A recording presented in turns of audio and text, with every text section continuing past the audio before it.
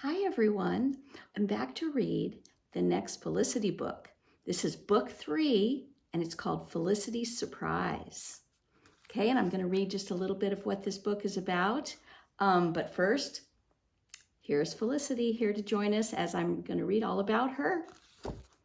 Okay, this book says that Felicity is invited to a dancing lesson at the elegant governor's palace. The most wonderful honor she can imagine. Mother promises to make a beautiful new gown for her, just like the one shown on the fashion doll at the milliner's shop. As the splendid event draws near, Mother becomes dreadfully ill.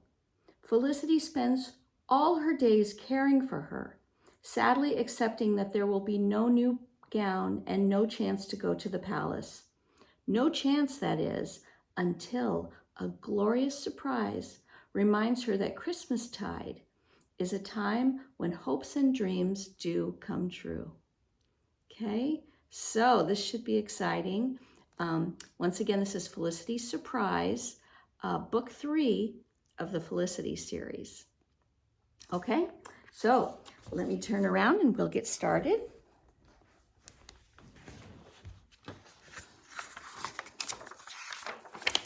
Felicity's Surprise. And here are the characters again, and I will go through these so we know who is in our story. We have Father, Felicity's father, who owns one of the general stores in Williamsburg. Here's Felicity's mother, who takes care of her family with love and pride. Here's Felicity, a spunky, sprightly colonial girl growing up just before the American Revolution in 1774. Here's Nan, Felicity's sweet and sensible sister, who is 6 years old. And here's William, Felicity's almost 3-year-old brother, who likes mischief and mud puddles. Here's Ben Davidson, a quiet apprentice living with the Merrimans while learning to work in Father's store. Here's Miss Manderley, Felicity's teacher, a gracious gentlewoman. Here is Elizabeth Cole, Felicity's best friend, is new to the colonies and admires Felicity. Here is Annabel Cole, Elizabeth's snobby older sister who thinks everything in England is better. And here is Rose, the cook and maidservant at the Merrimans. Okay, and chapter 1 is called An Invitation to the Palace. Felicity ran along the frozen path as if she were running toward Christmas.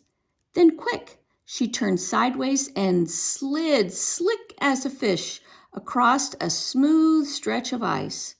"Try sliding," she called back to her sister Nan. "It's fast. I'm going to do it again." Nan grinned but shook her head. "We shouldn't slide, Lissy. It isn't proper," she said. "And anyways, you know we promised Mother we wouldn't play. We said we'd come straight home after we cut enough holly to fill our baskets." "Very well," said Felicity cheerfully. She knew Nan was right, as always. Besides, she had already spotted more clear patches of ice ahead. So she ran and slid, while Nan trotted along behind, carefully picking up the holly sprigs that fell out of Felicity's basket. "Mother, William," called Felicity as she and Nan burst into the house. "Come see the holly we've cut. 'Tis ever so full of berries." Mrs. Merriman and little William hurried to greet the girls. "Look at the holly," said William. "A lot. And a lot." Mrs. Merriman smiled. "My 2 Christmas sprites," she said. "You have done a fine job. The holly is perfect. Now I can work Christmas magic on the house. But look at you. Your noses are as red and cold as the holly berries." "Go sit yourselves by the fire. Lissy, take your shoes off first. Don't track that muddy slush into the parlor." She scooped up William with one arm and the 2 holly baskets with the other. "Later, you can help me decorate." It will be a fine surprise for your father and Ben." Just then they heard polite knocking on the door. "Oh, Lissy," said Mrs. Merriman, "my hands are full. Do please answer the door." "Yes, Mother," said Felicity. The door was slippery, and she slid a little as she hurried to the door. When she opened it, she stepped back in surprise. "Goodness," she gasped. There stood a very elegantly dressed man. He bowed to Mrs. Merriman. "Good day, madam," he said. "Do I have the honor of addressing the wife of Mr. Edward Merriman?" Felicity's mother nodded, and the man held out a letter.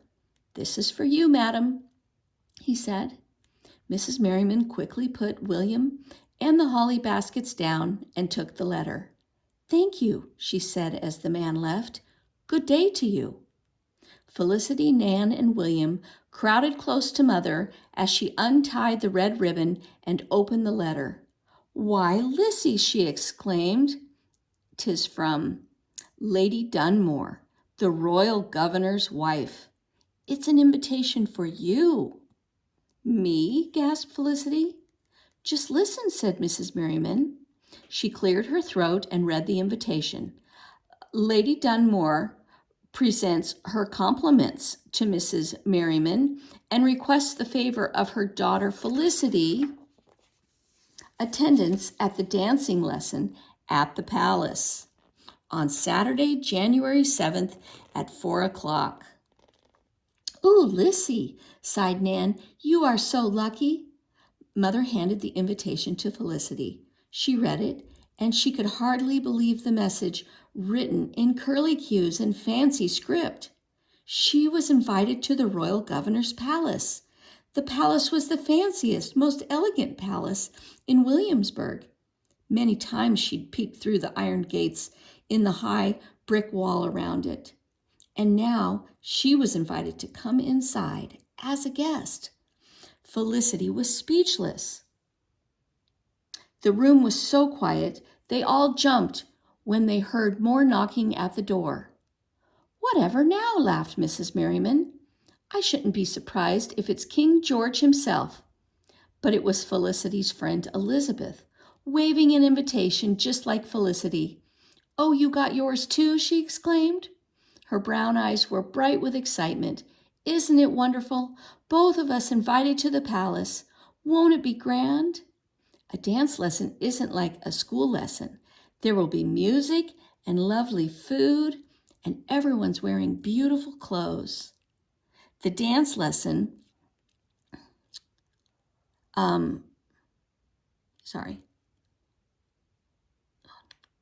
This dance lesson will be almost like a ball. "A ball?" said Nan, wide-eyed. Elizabeth rattled on. "My mother says our teacher, Miss Manderley, arranged for us to be invited. Miss Manderley knows the dancing master who teaches the governor's children. She asked him to invite you and me and my sister Annabelle. Aren't you excited?" "Yes," laughed Felicity. "I think I must be in a dream." "The cold will wake you from your dream," smiled Mrs. Merriman. "Put your shoes back on, Lissy. Go to the store and show the invitation to your father. You must ask him his permission to go to the dancing lesson. Hurry now." Felicity pulled her shoes back on. "Can you come to the store with me, Elizabeth?" she asked. "No, I'd best not," Elizabeth answered. "My mother doesn't like me to be out in the cold. She's certain I'll catch a fever." The two girls shared a look that said, "Aren't mothers silly, always worried about fevers and such?" Then Elizabeth left for home. Felicity felt or gave no thought to the cold as she stepped out into the twilight. There was a happy feeling in the city of Williamsburg that evening. Windows in so many of the houses and shops were trimmed inside with holiday greenery as if they were dressed up for a special occasion. Some wore necklaces of ivy. Others had fans of pine or garlands of holly leaves. Christmastide was Felicity's favorite time of the year. It was the season of celebrations, pretty decorations, and many visitors. And this Christmas promised to be the most wonderful ever. The Christmas Felicity was invited to the palace. Felicity held her invitation safe under her cloak and hurried toward her father's store. The store was empty of customers, though it was not yet closing time. In November, Mr. Merriman had stopped selling tea in his store to show that he was against the tax the king had put on tea. Since then, the store was never very busy. People who agreed with the king had stopped shopping there. Felicity stepped into the shadowy store, lit by a few flickering candles. She called out, "Hello, hello?" "Hello yourself," answered a cheery voice. It was Ben, Mr. Merriman's apprentice. He was up on a ladder, dusting high shelves. He grinned down at Felicity. "This is a fine surprise," he said. "Have you come for a whistling lesson?" "Not this time," laughed Felicity. "Where's Father?" "In his counting room," said Ben. "What's happened?" "Oh, nothing," said Felicity airily. "Only the very finest thing ever in the world." "And what might that be?" laughed Ben. But Felicity did not answer him because she saw her father coming. "Father, look," she cried, as she rushed toward him, waving the invitation.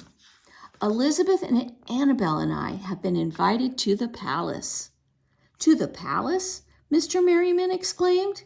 He opened the invitation and held it near the candlelight. Ben climbed down the ladder and came to take a look too. "May I go, Father?" "Elizabeth says it will be almost like a ball," said Felicity, placing her hand on his arm. "Oh, please say I can go." "Well, her father began. "Lissy," Ben burst out before Mr. Merriman could finish. How can you ever even consider it? How could you possibly go to the governor's palace? How could you smile at the governor and drink his punch as if you're the best of friends? How could you?" "I'm not angry at the governor," Felicity said hotly. "You should be," said Ben. "You know Governor Dunmore represents the king here in Virginia. You know the king and the governor have treated us colonists badly." "Well," said Felicity, "I suppose so, but—" Ben didn't listen. "If you go to the dance lesson, you'll be surrounded by loyalists," he said. "You'll be dancing with children of the very same people who have snubbed us and refused to shop at your father's store ever since we stopped selling tea." Ben shook his head. "Don't you see, Lissy? You can't go. You can't." Felicity felt plunged in gloom. She understood everything Ben was saying, but she still wanted to go to the dance lesson. She looked at her father. "Is it wrong for me to want to go to the palace, Father?" she asked. Mr. Merriman looked down into Felicity's sad face. "Lissy, my dear," she said, "I think it is wrong when adults' arguments make children unhappy. The invitation is kind. The governor and his lady are parents just as I am. They want their children to be happy, especially at Christmas time. Christmas is not the time for anger. It is the time for friendliness and good spirits and merriment too." "So you say she should go, sir?" asked Ben. He sounded surprised. "Indeed, yes. I do think Felicity should go to the governor's palace," answered Mr. Merriman, "and she should dance with the governor's children and their friends. Because if our children can dance together, then perhaps we adults can settle our differences without fighting." Felicity smiled at her father. "Oh, thank you, Father," she said. "I do so hope you would say I could go." Mr. Merriman smiled too. "Christmas is the time our hopes for peace and happiness should come true," he said. Felicity looked at Ben. She hoped Father had made him think that it was right for her to go to the dance lesson. But Ben was frowning. Felicity knew she had disappointed him. "Ben," she began, "it's Christmas." Ben turned sharply and walked away out of the candlelight. Okay, and that is the end of chapter 1.